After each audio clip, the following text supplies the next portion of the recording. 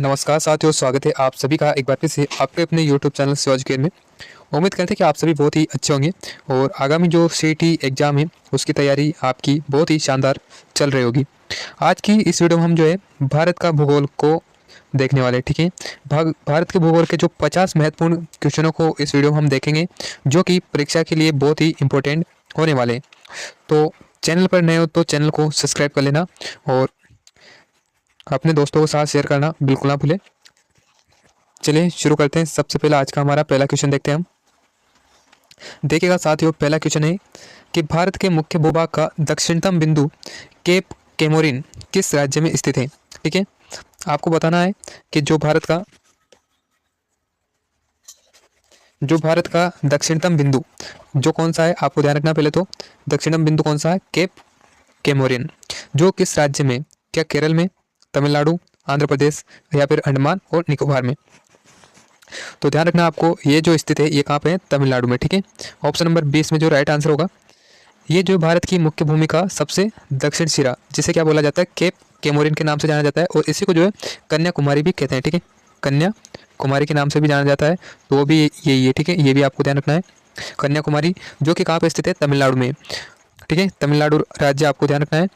और पूरे भारत का दक्षिणतम अगर बिंदु पूछा जाए तो वो आपको ध्यान रखना है, वो हो जाएगा इंदिरा पॉइंट। ठीक है, इंदिरा पॉइंट जो है ये भी क्या है, दक्षिण का ही है। जो कहाँ पे है, ये है निकोबार में, ग्रेट निकोबार में स्थित है इंदिरा पॉइंट, जो कि पूरे भारत का क्या है, दक्षिणतम बिंदु है। तो वो भी आपको याद रखना है, इंदिरा पॉइंट। तो इसमें जो राइट आंसर हो जाएगा वो हो जाएगा अपना तमिलनाडु, बिल्कुल राइट आंसर हो जाएगा। अगला क्वेश्चन देखते हैं, क्वेश्चन नंबर 2। देखिएगा, क्वेश्चन है कि निम्नलिखित में से कौन सा भारतीय राज्य म्यांमार के साथ सीमा साझा नहीं करता है। ठीक है, तो इनमें से कौन सा राज्य है जो किससे सीमा नहीं लगाता है, म्यांमार से जो है सीमा साझा नहीं करता है, वो आपको यहाँ पे बताना है। क्या अरुणाचल प्रदेश, नागालैंड, असम या फिर मिजोरम। तो क्वेश्चन नंबर 2 में जो करेक्ट आंसर होगा वो हो जाएगा अपना असम। जो असम है दोस्तों, वो जो है किससे सीमा नहीं बनाता है, तो आपको ध्यान रखना है म्यांमार से जो इसकी सीमा नहीं लगती है। ठीक है, बाकी ये आपको ध्यान रखना है, म्यांमार के साथ भारत के 4 राज्य सीमा बनाते हैं। कितने, 4 राज्य आपको ध्यान रखने हैं जो कि म्यांमार के साथ में सीमा साझा करते हैं। 4 राज्य आपको ध्यान रखना है। सबसे पहले क्या हो जाएगा, अरुणाचल प्रदेश, उसके बाद में नागालैंड करता है, मिजोरम भी करता है और चौथा जो है मणिपुर। ठीक है, मणिपुर जो है इसमें नहीं दिया है, तो मणिपुर भी जो है इससे सीमा साझा करता है। तो यहाँ पे जो ऑप्शन नंबर सी हमारा बिल्कुल राइट आंसर हो जाएगा। क्वेश्चन नंबर 3 है कि हिमालय की निम्नलिखित श्रेणियों को उत्तर से दक्षिण के क्रम में व्यवस्थित कीजिए। ठीक है, यहाँ पे कुछ प्रमुख चोटियाँ दी गई है और उनको जो है किधर से किधर जमाना है, तो ध्यान रखना है उत्तर से दक्षिण की ओर व्यवस्थित करना है। ठीक है, तो इसको सबसे पहले हमारे यहाँ पे उत्तर में हम देखें तो सबसे पहले अपने आ जाएगी काराकोरम। ठीक है, तो सबसे पहले तो उत्तर में कौन सा हो जाएगा, काराकोरम। तो 3 नंबर फर्स्ट में 2 जगह है, ए में भी मिल रहा है और सी में भी मिल रहा है। उसके बाद में हम देखें तो लद्दाख।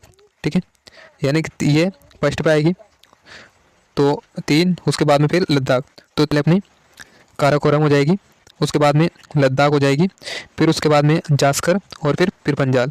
तो इस प्रकार से हम देखेंगे तो 3, 1, 2 और 4, तो 3, 1, 2, 4 ऑप्शन नंबर फर्स्ट में हमारा बिल्कुल राइट हो जाएगा।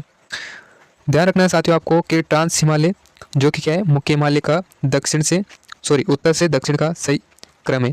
सबसे उत्तर में देखें तो काराकोरम आएगी, उसके बाद में दक्षिण में लद्दाख, फिर जास्कर और अंत में जो आ जाएगी, अंत में कौन सी आ जाएगी, पीर पंजाल आ जाएगी। ठीक है, क्वेश्चन नंबर 4 देखते हैं।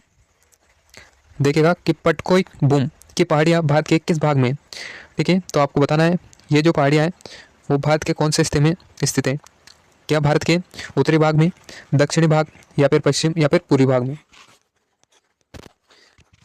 तो ध्यान रखना है ये जो पटकोई पहाड़ियाँ है ये कहाँ पे हो जाएगी, तो ध्यान रखना आपको भारत के जो पूर्वी भाग में स्थित है। ठीक है, पटकोई पहाड़ियाँ भारत के उत्तर पूर्व में। ठीक है, और अगर एग्जैक्ट आपसे पूछा जाए तो उत्तर पूर्व आपको बताना है, उत्तर पूर्व में स्थित है, जो कि असम और अरुणाचल प्रदेश की सीमा पर स्थित है। ठीक है, राज्य भी आपको ध्यान रखना है, पटकोई की जो पहाड़ियाँ है वो अरुणाचल प्रदेश, ठीक है, अरुणाचल प्रदेश और असम की सीमा पर स्थित है। ठीक है, असम, दो राज्य आपको ध्यान रखने हैं, असम अरुणाचल प्रदेश की सीमा पर स्थित है, जो भारत और म्यांमार के साथ क्या है, सीमा निर्धारण का कार्य करती है। ठीक है, भारत और म्यांमार के साथ में। क्वेश्चन नंबर 5 है, निम्नलिखित में से कौन सा दर्रा पश्चिमी घाट में स्थित नहीं है। ठीक है, इनमें से एक दर्रा जो है पश्चिमी घाट में स्थित नहीं है, वो आपको बताना है कौन सा है। क्या थाल घाट है, भोर घाट, पाल घाट या फिर पिपली घाट? तो इसमें हो जाएगा अपना पिपली घाट, ठीक है। यानी कि ऑप्शन नंबर डी बिल्कुल करेक्ट आंसर हो जाएगा। जो पिपली घाट है, पिपली घाट आपको ध्यान रखना है ये कहाँ पे है, ये राजस्थान के अरावली श्रेणी का हिस्सा है, ठीक है। ये जो कहाँ पे राजस्थान में है और ये जो है अरावली का क्या है, हिस्सा है।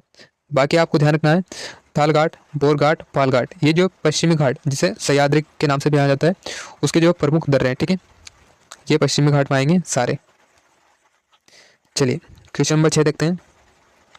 छोटा नागपुर पठार की सबसे ऊंची चोटी कौन सी है? तो बताइए साथियों, छोटा नागपुर की जो सबसे ऊंची चोटी है वो कौन सी है? क्या धूपगढ़, पारसनाथ, महाबलेश्वर या फिर अनाई मुडी? तो ये जो अपनी हो जाएगी ये हो जाएगी पारसनाथ, ठीक है। ऑप्शन नंबर बी बिल्कुल राइट हो जाएगा। अगला है भारत का एकमात्र सक्रिय ज्वालामुखी बेरन द्वीप कहाँ स्थित है? बहुत ही इंपॉर्टेंट क्वेश्चन है जो कि पिछले कई एग्जाम्स में पूछा गया है। बेरन द्वीप जो क्या है एक सक्रिय ज्वालामुखी है, जो कि क्या है एकमात्र है, ठीक है। एकमात्र सक्रिय ज्वालामुखी वो आपको ध्यान रखना है कौन सा है, बेरन द्वीप है। और ये कहाँ पे स्थित है, तो ये आपको ध्यान रखना है ये अंडमान द्वीप समूह पर है, ठीक है। अंडमान द्वीप समूह, यानी कि ऑप्शन नंबर सी बिल्कुल राइट आंसर होगा। बेरन द्वीप आपको ध्यान रखना है भारत और पूरे दक्षिण एशिया का एकमात्र सक्रिय ज्वालामुखी है जो अंडमान के पूर्व हिस्से में स्थित है, ठीक है। अंडमान और निकोबार ये आपको ध्यान रखना है, ठीक है। मुख्य रूप से निकोबार के जो है निकोबार आपको ध्यान रखना है। क्वेश्चन नंबर 8 है कर्क रेखा भारत के कितने राज्यों से होकर गुजरती है? तो बताइए साथियों, कर्क रेखा भारत के कितने राज्यों से होकर जो है गुजरती है? क्या 6, 7, 8 या फिर 9? तो साथियों ध्यान रखना आपको ये जो है टोटल 8 राज्यों से होकर गुजरती है, ठीक है। कितने? 8 राज्यों से गुजरती है कर्क रेखा, ठीक है। कर्क रेखा भारत के 8 राज्यों से होकर के गुजरती है और राज्य भी आपको ध्यान रखनी है। पहला हो जाएगा गुजरात, ठीक है, गुजरात, फिर राजस्थान, फिर मध्य प्रदेश। तो आपको ध्यान रखना है पहले गुजरात हो जाएगा, फिर उसके बाद में राजस्थान हो जाएगा, फिर हम देखें तो एमपी आ जाएगा, ठीक है, मध्य प्रदेश। उसके बाद में छत्तीसगढ़ आ जाएगा, छत्तीसगढ़ भी आपको ध्यान रखना है। फिर झारखंड, झारखंड हो जाएगा। उसके बाद में पश्चिम बंगाल, पश्चिम बंगाल हो जाएगा। फिर त्रिपुरा हो जाएगा, फिर उसके बाद में मिजोरम। तो इस प्रकार से गुजरात, राजस्थान, मध्य प्रदेश, छत्तीसगढ़, झारखंड, पश्चिम बंगाल, त्रिपुरा और मिजोरम, ये 8 जिले जो कर्क रेखा से जिनसे जो है कर्क रेखा होकर गुजरती है। तो ये ऑप्शन नंबर सी बिल्कुल राइट आंसर अपना हो जाएगा। अगला क्वेश्चन है कि भारत की मुख्य भूमि की तटीय लंबाई कितनी है? तो ध्यान रखना है भारत की जो मुख्य भूमि की तटीय लंबाई यहाँ पे पूछी गई है वो कितनी हो जाएगी, 6100 किलोमीटर। यानी कि ऑप्शन नंबर ए हमारा जो है बिल्कुल करेक्ट आंसर यहाँ पे हो जाएगा। भारत की मुख्य भूमि की तटीय सीमा की जो लंबाई है वो 6100 किलोमीटर, ठीक है, यानी कि 6100 किलोमीटर है। और यदि इसमें अंडमान और निकोबार उसके अलावा लक्षद्वीप के द्वीपों को भी शामिल कर लिया जाए तो इसकी जो टोटल लंबाई हो जाती है वो हो जाती है 75 16.6 किलोमीटर के लगभग, ठीक है। तो ये भी आपको ध्यान रखना है 75 16 आ जाए तब भी सही होगा, या फिर ऑप्शन में अगर किया जाए तब भी राइट आंसर होगा इसमें, ठीक है। अगला प्रश्न है कि सिलवासा निम्नलिखित में से किस केंद्र शासित प्रदेश की राजधानी थी? तो ये यहाँ पे पूछा गया है। तो ये जो पहले राजधानी थी वो आपको ध्यान रखना है ये थी दादर और नगर हवेली की, ठीक है। तो ऑप्शन नंबर सी इसमें राइट हो जाएगा। अगला प्रश्न है कि सिंधु नदी की निम्नलिखित में से कौन सी सहायक नदी भारत में पूरी तरह से बहती है? क्या पूछा गया है कि सिंधु नदी निम्नलिखित में से कौन सी नदी की क्या है सहायक है जो पूरी तरह से भारत में बहती है? क्या झेलम, चेनाब, रावी या फिर व्यास? तो ये ध्यान रखना आपको ये हो जाएगी अपनी व्यास, ठीक है। ऑप्शन नंबर डी बिल्कुल राइट आंसर होगा इसमें। व्यास नदी हिमाचल प्रदेश के रोहतांग दर्रे से निकलती है, ठीक है। इसका उद्गम आपको ध्यान रखना है हिमाचल प्रदेश के रोहतांग दर्रे से निकलती है और पंजाब के हरिके बैराज में सतलज नदी में मिल जाती है। सिंधु तंत्र की एकमात्र नदी है जो पूरे भारत के अंदर ही बहती है और पाकिस्तान में भी नहीं जाती है, ठीक है। तो इस प्रकार से जो हमारा ऑप्शन नंबर डी बिल्कुल राइट आंसर यहाँ पे हो जाएगा। अगला प्रश्न है निम्नलिखित में से किस नदी को दक्षिण गंगा या बूढ़ी गंगा के नाम से जाना जाता है? तो बताइए साथियों, दक्षिण की गंगा या फिर बूढ़ी गंगा के नाम से किस नदी को जाना जाता है? क्या कृष्णा, कावेरी, गोदावरी या फिर महानदी? तो ये ध्यान रखना आपको ये हो जाएगी गोदावरी, ठीक है। गोदावरी को जो दक्षिण की गंगा या फिर बूढ़ी गंगा इन नामों से जाना जाता है, ठीक है। तो ऑप्शन नंबर सी बिल्कुल राइट आंसर यहाँ पे हो जाएगा। प्रश्न नंबर 13 है, ब्रह्मपुत्र नदी तिब्बत से निकलते समय किस नाम से जानी जाती है? ठीक है, तो ब्रह्मपुत्र नदी जो तिब्बत से निकलते समय किस नाम से जानी जाती है? तो ये आपको ध्यान रखना है, सांगपो। ठीक है, ऑप्शन नंबर बी जो यहाँ पे क्या है करेक्ट आंसर होगा। ब्रह्मपुत्र नदी का उद्गम तिब्बत में मानसरोवर झील के पास से होता है। ठीक है, तिब्बत में जो मानसरोवर झील है उसके पास से इसका उद्गम होता है, और जहाँ इसे सांगपो, जिसका अर्थ आपको ध्यान रखना है शुद्ध करने वाली होता है। सांगपो का अर्थ होता है शुद्ध करने वाली। बाद के अरुणाचल प्रदेश में प्रवेश करने पर इसे दिहांग कहते हैं। तो दिहांग भी कहा जाता है, तो दिहांग आपको ध्यान रखना है, दिहांग जो बोला जाता है वो अरुणाचल प्रदेश में बोला जाता है। ठीक है, अरुणाचल प्रदेश में से दिहांग कहा जाता है, और तिब्बत में से सांगपो के नाम से जाना जाता है। तो ये आपको याद रखना है। क्वेश्चन नंबर 14 है, धुआंधार जलप्रपात किस नदी पर है? ठीक है, इंपॉर्टेंट क्वेश्चन है ये। वैसे तो सारे इंपॉर्टेंट क्वेश्चन है जो पिछले कई एग्जाम्स में पूछे गए, तो इनको बहुत ही इंपॉर्टेंट क्वेश्चन मान के आपको ध्यान से देखना है वीडियो को और ध्यान रखना है। ठीक है, तो धुआंधार जो जलप्रपात है वो किस नदी पे है? तो ध्यान रखिएगा कि ये नर्मदा। ठीक है, नर्मदा नदी पर स्थित है, ये आपको ध्यान रखना है। मध्य प्रदेश के जबलपुर के पास में भेड़ाघाट में नर्मदा नदी जो संगमरमर की पहाड़ियों के बीच एक खूबसूरत जलप्रपात बनती है, जिसे को धुआंधार जलप्रपात कहा जाता है। ठीक है, कहाँ पे? ये एमपी में, ये आपको ध्यान रखना है। धुआंधार जलप्रपात एमपी में स्थित है। क्वेश्चन नंबर 15 है,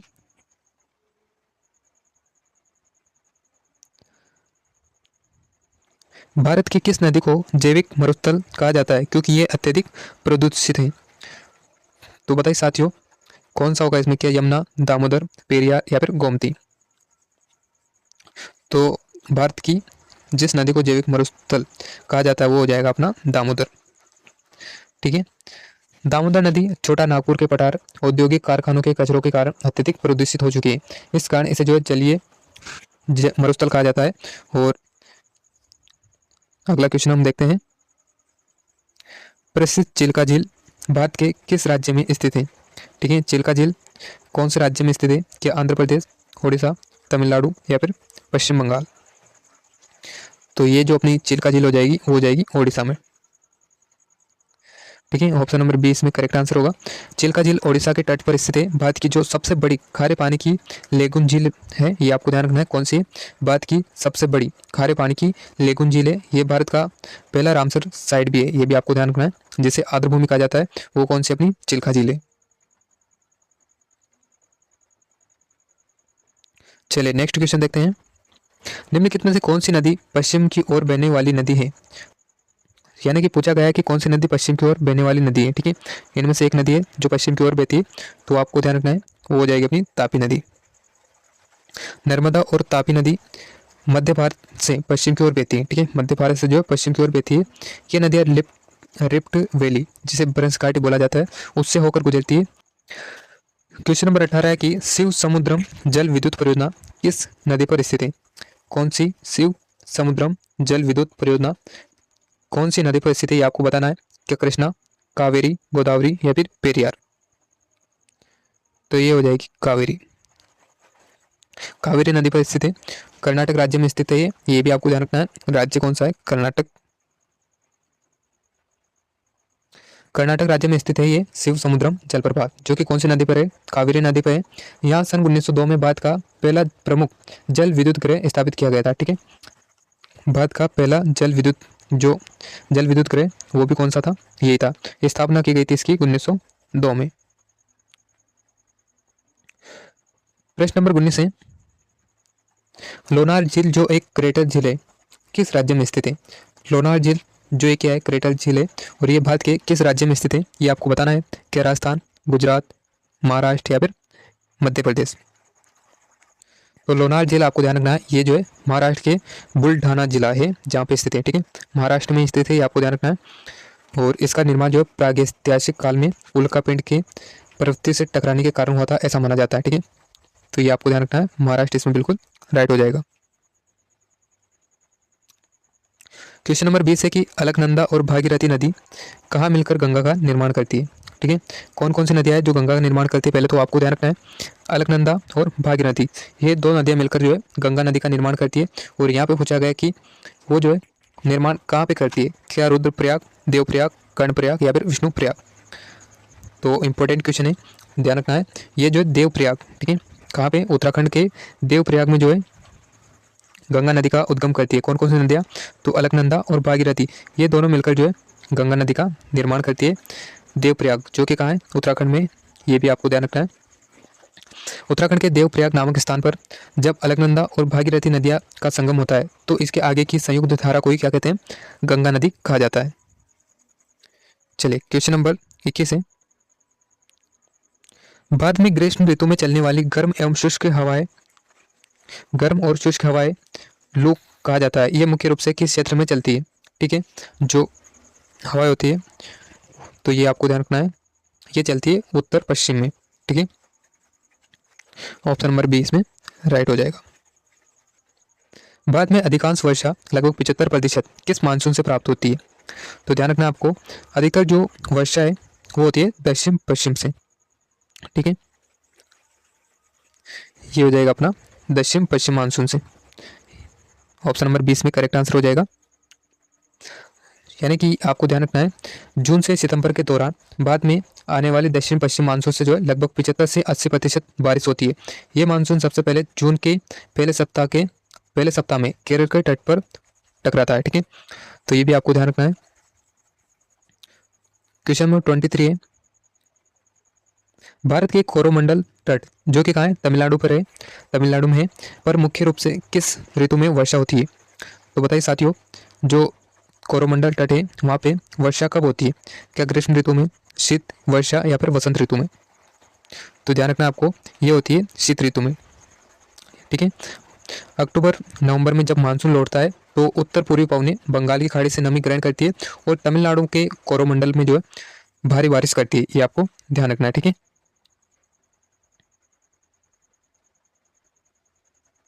क्वेश्चन नंबर 24 है, रेगुर मिट्टी निम्नलिखित में से किस मिट्टी का दूसरा नाम है, तो ध्यान रखना है, इंपॉर्टेंट है कि रेगुर जो मृदा है वो किस मृदा को कहा जाता है, तो ध्यान रखना है, जो काली मिट्टी होती है, ठीक है, उसे कहते हैं रेगुर मिट्टी। काली मिट्टी को ही रेगुर मिट्टी या फिर ब्लैक कॉटन सोइल भी कहा जाता है। इसका निर्माण ज्वालामुखी के फटने से जो बेसाल्ट लावा टूटता है उससे होता है, ठीक है। ये जो कपास के लिए सर्वोत्तम मानी जाती है, ठीक है, पूछा जा सकता है कि कपास के लिए कौन सी मिट्टी जो है सर्वोत्तम मानी जाती है, तो आपको ध्यान रखना है, कौन सी हो जाएगी, काली मिट्टी जो है कपास के लिए क्या है, सर्वश्रेष्ठ मानी जाती है, आपको ध्यान रखना है। क्वेश्चन नंबर 25 है, काजू की खेती के लिए निम्नलिखित में से कौन सी मिट्टी सबसे उपयुक्त मानी जाती है, क्या काली, जड़ोर, लेटेराइट या फिर शुष्क, तो ध्यान रखना है, लेटेराइट जो होती है वो काजू के लिए उपयुक्त मानी जाती है। लेटेराइट मिट्टी उन क्षेत्रों में बनती है जहाँ पे भारी वर्षा और उच्च तापमान होता है, जैसे काजू, चाय, कॉफ़ी की फसलों के लिए लेटेराइट जो मिट्टी होती है वो अत्यंत उपयोगी मिट्टी होती है, ये भी आपको ध्यान रखना है, ठीक है। काजू के अलावा चाय, कॉफ़ी इनके लिए भी क्या है, उपयोगी है।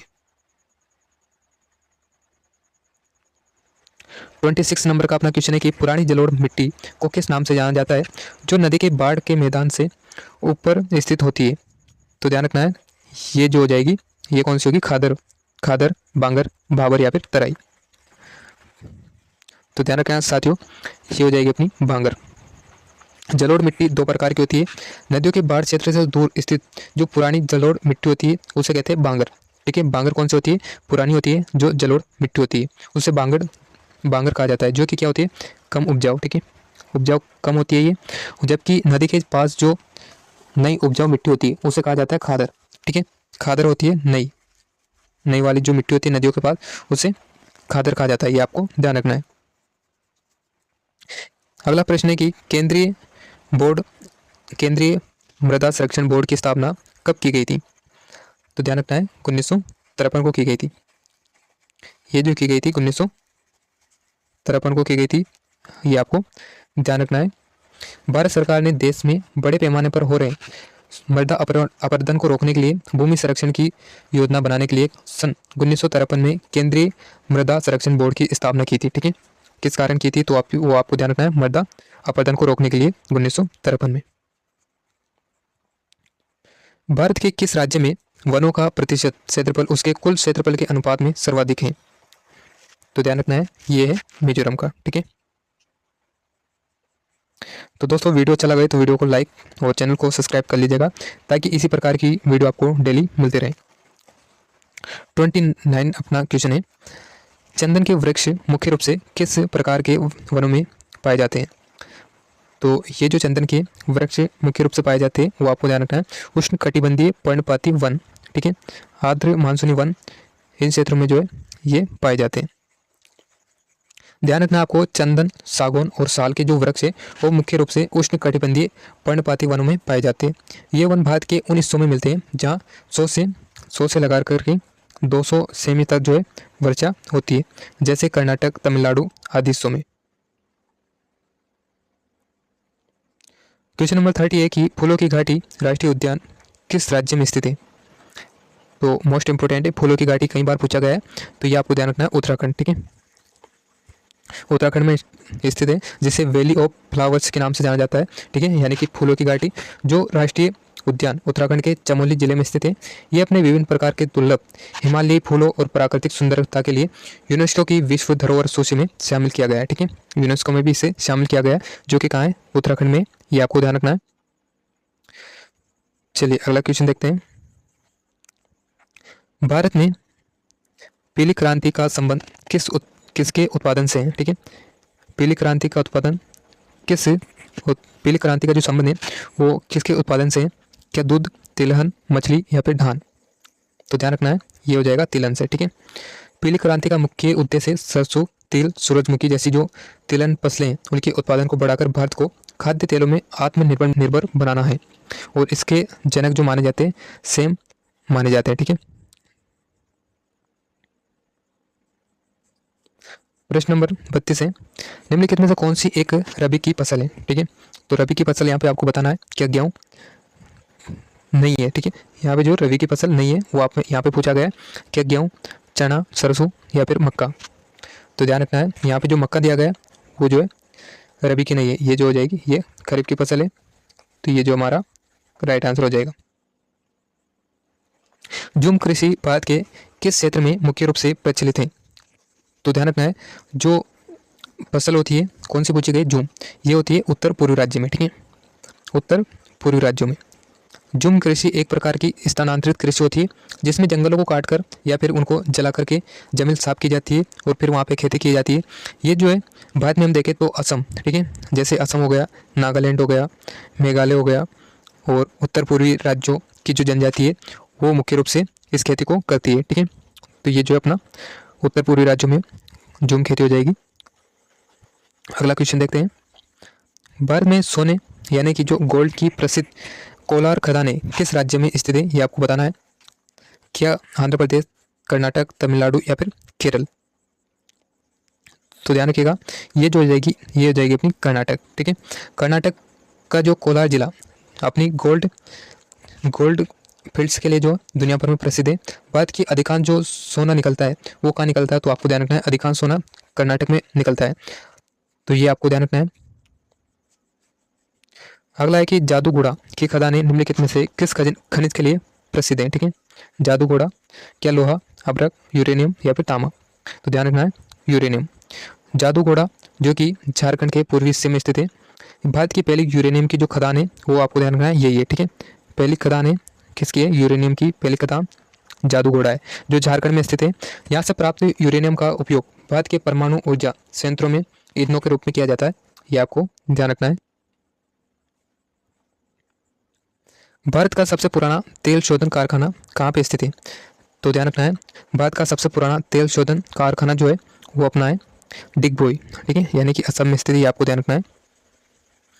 असम के डिगबोई में साल 1901 में एशिया और भारत के पहले तेल कुएं और रिफाइनरी की जो है शुरुआत की गई थी। इसे भारत में तेल उद्योग का जन्म स्थान भी कहा जाता है, ये भी आपको याद रखना है। भारत का रोहर किस पठारी क्षेत्र को कहा जाता है क्योंकि ये खनिज संसाधनों के लिए समृद्ध है? तो ध्यान रखना है ये हो जाएगा अपना छोटा नागपुर का पठार, ठीक है। जर्मनी का रोहर क्षेत्र अपने भारी कोयलों और खदानों भंडारों के लिए प्रसिद्ध है। वहीं भारत का छोटा नागपुर का पठार जो है कोयला, लोहा, अभ्रक जैसे खनिजों के लिए समृद्ध है। इस कारण जो इसे भारत का रोहर कहा जाता है, ठीक है। भारत का यहाँ पे जो पूछा गया है छोटा नागपुर हो जाएगा, और वैसे जो है जर्मनी को कहा जाता है, ठीक है, जर्मनी को जो है रोहर प्रदेश कहा जाता है और भारत में जो है छोटा नागपुर को कहा जाता है, ये आपको ध्यान रखना है। भिलाई इस्पात संयंत्र की स्थापना किस देश के सहयोग से की गई थी? क्या जर्मनी, ब्रिटेन, सोवियत संघ रूस या फिर अमेरिका? तो ये जो की गई थी ये सोवियत संघ रूस के सहयोग से की गई थी। ठीक है, छत्तीसगढ़ में स्थित है, ये आपको ध्यान रखना है। जो भिलाई इस्पात संयंत्र है ये कहाँ पे है? छत्तीसगढ़। ठीक है, छत्तीसगढ़ में स्थित है। और ये जो है दूसरी पंचवर्षीय योजना के दौरान यानी कि 1955 में सोवियत संघ के सहयोग से इसकी स्थापना की गई थी। ठीक है, सन भी आपको ध्यान रखना है 1955। ठीक है, 39 अपना क्वेश्चन है, भारत का पहला आधुनिक सूती कपड़ा जो मिल है वो कहाँ पे स्थापित किया गया था? तो ये आपको याद रखना है कोलकाता। ठीक है, भारत की पहली सूती मिल 1818 में। ठीक है, 1818 में कोलकाता के पास में स्थापित की गई थी, लेकिन ये सफल नहीं हुई थी। ठीक है, भारत की पहली अगर सफल सूती मिल पूछी जाए तो वो है मुंबई में स्थापना की गई थी जो 1854। ठीक है, 1854 में सफल, ये तो क्या थी? असफल थी। और अगर सफल पूछी जाए तो 1854 में स्थापना की गई थी, मुंबई में की गई थी, आपको ध्यान रखना है। राणा प्रताप सागर पनबिजली संयंत्र राजस्थान में किस नदी पर और भारत के किस परमाणु ऊर्जा केंद्र के पास स्थित है? तो ध्यान रखना है ये जो है रावतभाटा नदी, रावतभाटा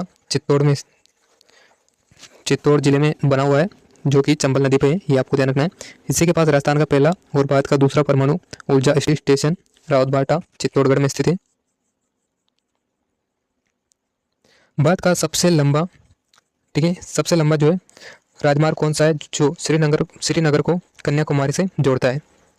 तो ये हो जाएगा NH-44। अगला क्वेश्चन है कि जवाहरलाल नेहरू बंदरगाह किस राज्य में स्थित है? क्या गुजरात, महाराष्ट्र, गोवा या फिर कर्नाटक?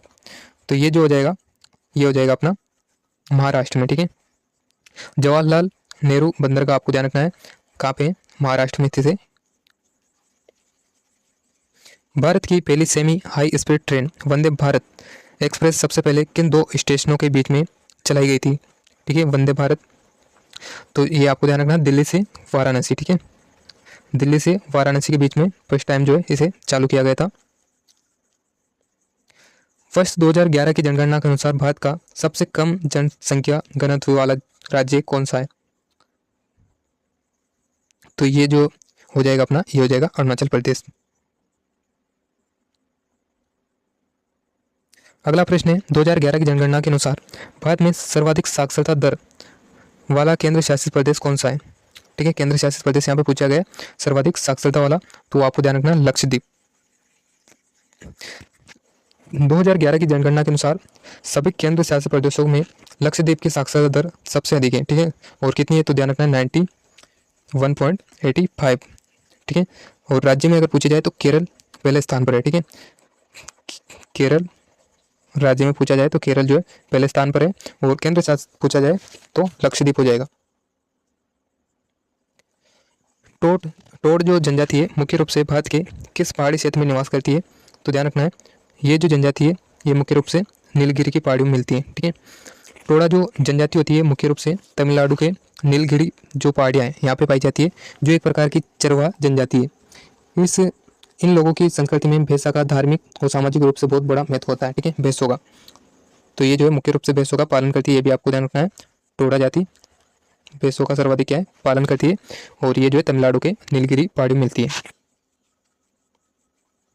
राष्ट्रीय जलमार्ग 1 किन दो स्थानों के बीच स्थित है?